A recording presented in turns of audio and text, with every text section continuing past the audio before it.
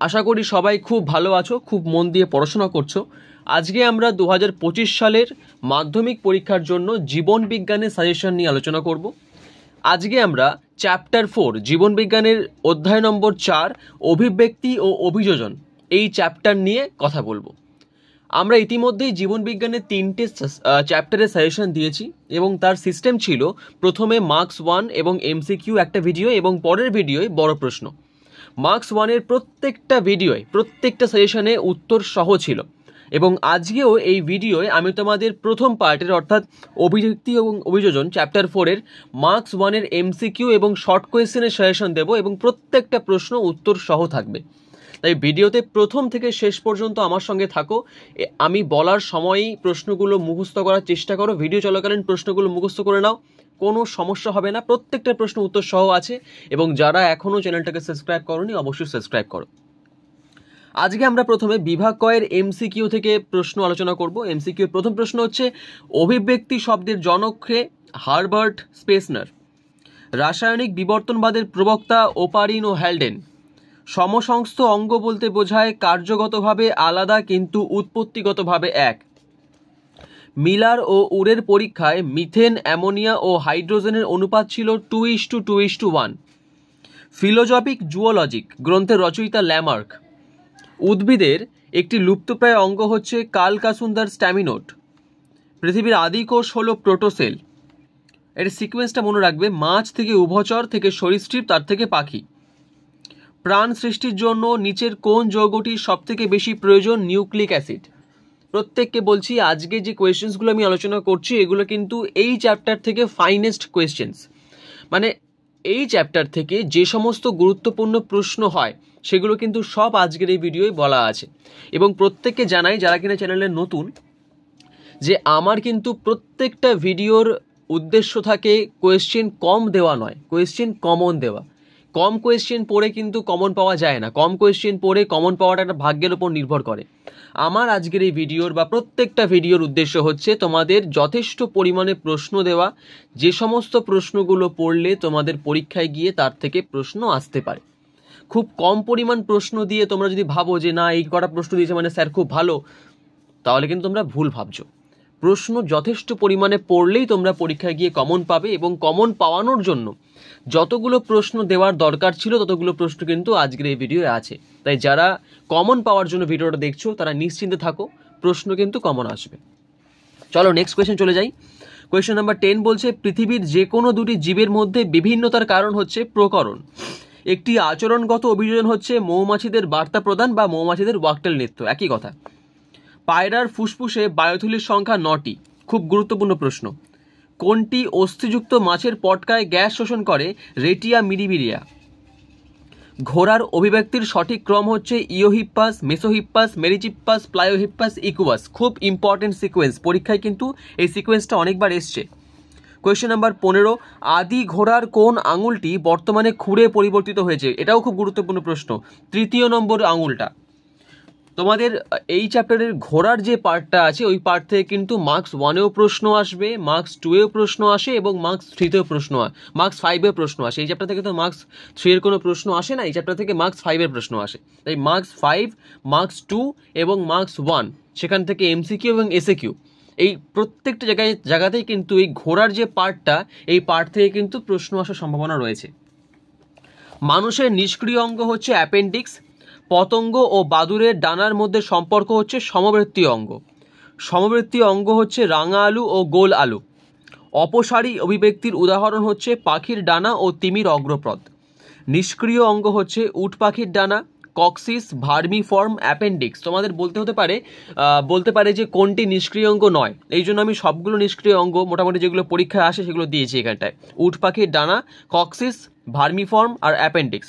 এই ভার্মিফর্ম আর অ্যাপেন্ডিক্স হচ্ছে মানুষের নিষ্ক্রিয় অঙ্গ, এই দুখানা ভালো করে একটু দেখে যাবে।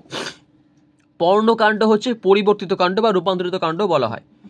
আচরণমূলক বিজ্ঞানকে বলা হয় ইথোলজি। চলে এসো নেক্সট কোয়েশ্চেনে। পর্ণকাণ্ড হলো একটি রূপান্তরিত কাণ্ড। হট ডায়ালুট স্যুপের প্রবক্তা হচ্ছেন হ্যালডেন। প্রাণের উৎপত্তির জন্য প্রথম কোন যৌগ সৃষ্টি হয়? Nucleic acid. ও প্রোটিন। কোন বিজ্ঞানী বিবর্তনকে ডিসেন্ট উইথ মডিফিকেশন নামে অভিহিত করেন? Charles Darwin. একটি শারীরবৃত্তীয় অভিযোজন হচ্ছে সুন্দরী গাছের লবণ গ্রন্থি। রুই মাছের পটকার পশ্চাৎ প্রকোষ্ঠে থাকা রক্তজালক গুচ্ছ যে নামে পরিচিত রেটি মিরাবিলি। যারা যারা ভিডিওটা দেখছো প্রত্যেকে ভিডিও দেখার সঙ্গে সঙ্গে প্রশ্নগুলোকে মুখস্থ করতে থাকো। আমি যখন অ্যান্সারগুলো বলছি আমার সঙ্গে সঙ্গে অ্যান্সারগুলো বলো, আমার সঙ্গে সঙ্গে কোয়েশ্চেনগুলো মুখে বলো, মুখে বলতে বলতেই মুখস্থ হয়ে যাবে। মৌনাচ কি নির্দেশ করে? খাদ্য সংগ্রহ নির্দেশ করে। পায়রার ভারসাম্য নিয়ন্ত্রণকারী অঙ্গ হচ্ছে পালক। আদার গ্রন্থিকাণ্ড, বেলের শাখাকণ্ডক, ঝুমকোলতার আকর্ষ, ফণিমনসার পর্ণকাণ্ড যে ধরনের অঙ্গ তা হচ্ছে সমসংস্থ অঙ্গ। মাছের উৎস্তৈতিক বা প্লবতা রক্ষাকারী অঙ্গটি হচ্ছে পটকা। মায়োসিন যুগে প্রাপ্ত ঘোড়ার জীবাশ্ম হচ্ছে মেরিচিপাস। মিলার ও উরের পরীক্ষায় প্রাপ্ত অ্যামাইনো অ্যাসিড হচ্ছে গ্লাইসিন ও অ্যালানিন। এই দুটো অ্যামাইনো অ্যাসিড কিন্তু পরীক্ষায় খুব আসে, যে মিলার ও উরের পরীক্ষায় প্রাপ্ত অ্যামাইনো অ্যাসিডের নাম লেখক, পরীক্ষায় কিন্তু প্রচণ্ড আসছে এই প্রশ্নটা। চলে এসো নেক্সট কোয়েশ্চেনে। Question number 35। প্রাথমিক কোষগুলির প্রকৃতি হচ্ছে রাসায়নিক পরভোজী। প্রাণ সৃষ্টির ক্ষেত্রে প্রথম সৃষ্ট নিউক্লিক অ্যাসিডটি হচ্ছে RNA। আকাশমণির পর্ণবৃত্ত ও ফণিমনসার পর্ণকাণ্ড সমবৃত্তীয় অঙ্গের উদাহরণ। এবার আমি 5টা শব্দ মিলিয়ে যেগুলো আসে তোমাদের, যে ব্যবহার অব্যবহারের সূত্র ইস টু ল্যামার্ক, এর সঙ্গে এর সম্পর্ক আছে। তাহলে এর সঙ্গে প্রাকৃতিক নির্বাচনবাদ, এর সঙ্গে কার সম্পর্ক আছে? ডারউইন। এ ধরনের তোমাদের 5টা প্রশ্ন দিয়েছি। এ ধরনের প্রশ্ন কিন্তু এই বছর আসবে, এটা গ্যারান্টি আছে। স্ট্যামিনোড নিষ্ক্রিয় পুংকেশর হলে পিস্টিলোড হচ্ছে নিষ্ক্রিয় গর্ভকেশর। কুমিরের হৃৎপিণ্ড হচ্ছে 4 প্রকোষ্ঠযুক্ত, তাহলে মাছের হৃৎপিণ্ড 2 প্রকোষ্ঠযুক্ত। দ্বি অবতল আরবিসি মানুষ, তাহলে উট হচ্ছে ডিম্বাকার আরবিসি। সুন্দরী যদি ফণিমনসা যদি পত্রকণ্টক হয়, সুন্দরী হচ্ছে শ্বাসমূল। তোমরা এমসিকিউর জন্য এই 42টি প্রশ্ন পড়বে। তোমাদের বলি যে প্রত্যেকটা প্রশ্ন যেগুলো এমসিকিউতে দেওয়া আছে এবং প্রত্যেকটা প্রশ্ন যেগুলো মার্কস 1-এ বা মার্কস 2-এ বা মার্কস 5-এ দেওয়া আছে, সেগুলো কিন্তু ইন্টারচেঞ্জ করে দিতে পারে। মানে মার্কস 1-এর কোয়েশ্চেন এমসিকিউতে, অথবা মার্কস 2-এর থেকে একটা কোয়েশ্চেন দিল তোমাদের এমসিকিউতে, বা এমসিকিউর কোয়েশ্চেন মার্কস 1-এ দিল, এরকম কিন্তু পরীক্ষায় আসাটা অস্বাভাবিক কিছু নয়। তাই প্রত্যেকে প্রশ্নগুলো এমনভাবে পড়ো যাতে যেভাবেই প্রশ্নগুলো দিক তোমরা যাতে কমন পাও, তোমরা যাতে লিখে আসতে পারো। আমি যে সমস্ত প্রশ্ন এখানটায় দিয়েছি এর বাইরে থেকে আসার সম্ভাবনা খুবই কম, তবে আসতে পারে। তাই প্রত্যেকে বইটাকেও একটু সঙ্গে সঙ্গে পড়ো, সাজেশনটা একদম মুখস্থ করে ফেলো, এর থেকেই আসার সম্ভাবনা আছে, কিন্তু এর বাইরে থেকে যদি চলে আসে তো সেই যাতে ক্রাইসিসটা না আসে, সেই যাতে প্রবলেমটা না হয়, তার জন্য বইটাকে একটু ভালো করে পড়তে হবে। এরপর আমি আসবো মার্কস 1-এর প্রশ্নে। তার আগে যারা যারা এখনও সাবস্ক্রাইব করোনি অবশ্যই সাবস্ক্রাইব করো, এবং যারা যারা আমাদের টেলিগ্রাম চ্যানেলে যুক্ত হওনি অবশ্যই ডেসক্রিপশন বক্সে লিঙ্ক দেওয়া আছে, যুক্ত হয়ে নাও। এবং যে সমস্ত প্রশ্নের উত্তর তোমরা পারবে না স্ক্রিনশট তুলে আমাকে পাঠাবে, আমি তোমাদের অ্যান্সার দিয়ে দেবো। পায়রার ফুসফুস থেকে কটি বায়ুদলের সৃষ্টি হয়েছে? 9টি। রুই মাছের আকৃতি মাকুর ন্যায় হওয়ায় অভিযোজনগত সুবিধা কি হয়? রুই মাছের মাকু আকৃতি সহজেই জলের বাধা কাটিয়ে মাছকে সামনে এগিয়ে নিয়ে যেতে সাহায্য করে। ঘোড়ার কোন পূর্বপুরুষের একটি অগ্র ও পশ্চাৎ পথে 3টি করে আঙুল ছিল? মেসোহিপ্পাস। ডারউইনের লেখা গ্রন্থের নাম কি? Origin of species by means of natural selection. কোন প্রক্রিয়ায় সরলতম জীব থেকে জটিলতম জীব সৃষ্টি হয়েছে? অভিব্যক্তি বা বিবর্তন প্রক্রিয়ায় সরলতম জীব থেকে জটিলতম জীবের সৃষ্টি হয়েছে। জৈব অভিব্যক্তি কোন ধরনের প্রক্রিয়া? মন্থর ও গতিশীল। মন্থর মানে হচ্ছে যেটা কিনা আস্তে আস্তে চলে, যেটা কিনা যার স্পিডটা খুব কম, আর গতিশীল মানে হচ্ছে যার স্পিড আছে। মানে জৈব অভিব্যক্তি এটা স্পিডটা স্লো, কিন্তু স্পিড তো আছে, স্পিড স্লো বলে একে মন্থর বলছি আমরা। যেহেতু এ গতিশীল, এ চলছে, স্লো হলেও চলছে, তাই একে আমরা গতিশীল বলছি। জৈব অনুসমৃদ্ধ সমুদ্রের জলকে হ্যালডেন কি বলেছেন? Hot dilute soup. পৃথিবীতে সৃষ্ট প্রথম জীবকোষের নাম হচ্ছে কোয়াজারবেট। Question number 9। মিলার ও উরের পরীক্ষায় উৎপন্ন একটি অ্যামাইনো অ্যাসিডের নাম হচ্ছে গ্লাইসিন। এর একটু আগেই আমি বললাম গ্লাইসিন আর অ্যালানিন। জীবন সৃষ্টির রাসায়নিক পদার্থগুলোর নাম হচ্ছে অ্যামাইনো অ্যাসিড, বিভিন্ন শর্করা এবং অ্যালডিহাইড। পরীক্ষায় প্রচুর আসে প্রশ্নটা। ল্যামার্ক তার অভিব্যক্তি সংক্রান্ত তত্ত্বগুলি কোন বইয়ে লিপিবদ্ধ করেন? ল্যামার্ক তার অভিব্যক্তি সংক্রান্ত তত্ত্বগুলি ফিলোজফিক জুওলজিক বইয়ে লিপিবদ্ধ করেছেন। ঘোড়ার বিবর্তন একটি উল্লেখযোগ্য পরিবর্তন উল্লেখ করো। ঘোড়ার বিবর্তনে একটি উল্লেখযোগ্য পরিবর্তন উল্লেখ করো। ঘোড়ার দেহের আকার এবং আয়তন বৃদ্ধি। ঘোড়া আগে কুকুরের মতো দেখতে ছিল, ছোট্ট। অভিসারী অভিব্যক্তির ফলে কোন অঙ্গ গঠিত হয়? সমবৃত্তীয় অঙ্গ। ঘোড়ার অগ্রপদ, মানুষের হাত, পাখির ডানা কী ধরনের অঙ্গ? সমস্ত অঙ্গ। গঠন এক কিন্তু কাজ আলাদা। পাখির ডানার সঙ্গে উৎপত্তিগতভাবে ঘোড়ার কোন অঙ্গের মিল আছে? অগ্রপদের মিল আছে। উটের জল সঞ্চয়কারী অংশের নাম কি? পাকস্থলীর জলথলি। অর্জিত বৈশিষ্ট্যের বংশানুসরণ কথাটি কে প্রবর্তন করেন? ল্যামার্ক।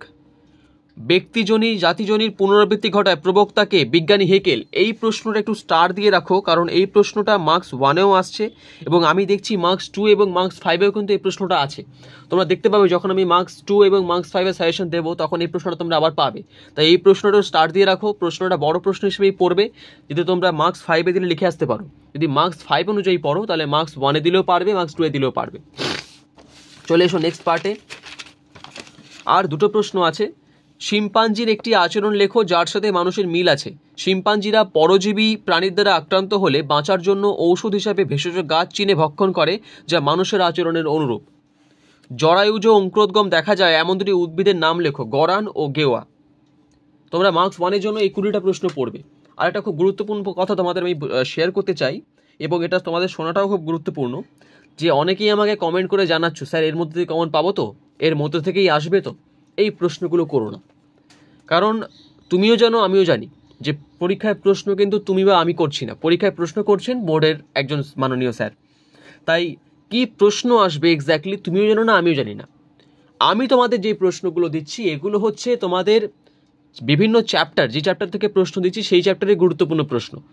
প্রত্যেকটা চ্যাপ্টারে একটা কোয়েশ্চেন সিকোয়েন্স থাকে, যে এই চ্যাপ্টার থেকে এই জায়গাগুলো হাইলাইটেড জায়গা, এই জায়গাগুলো 3 স্টার জায়গা, এবং সেই জায়গা থেকে প্রশ্নগুলো আসতে পারে এবং প্রতি বছরই আসে।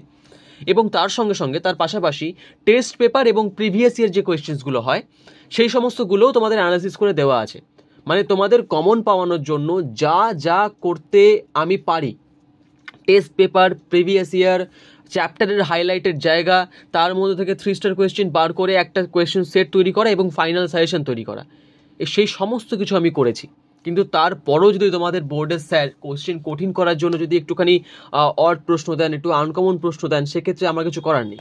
কিন্তু আমি আমার তরফ থেকে তোমাদের যত রকমভাবে সাজেশন রেডি করার দরকার ছিল, আমি আমার সাধ্য ছিল এবং তৈরি করা সম্ভব সব রকমভাবে কিন্তু এই সাজেশন রেডি করা আছে। এই সাজেশনটা পড়লে আশা করি তোমাদের কিছু আটকাবে না, কিন্তু তবুও নিজের প্রিপারেশনকে স্ট্রং রাখতে বইটাকে পড়ো, আমাদের টেলিগ্রাম গ্রুপে জয়েন হও। সেখানে তোমাদের কোনো ডাউট থাকলে, কোনো কোয়েশ্চেন আটকালে সেটা আমাকে পাঠাও, আমি যথাযথ চেষ্টা করব তোমাদের সেটার উত্তর দেওয়ার।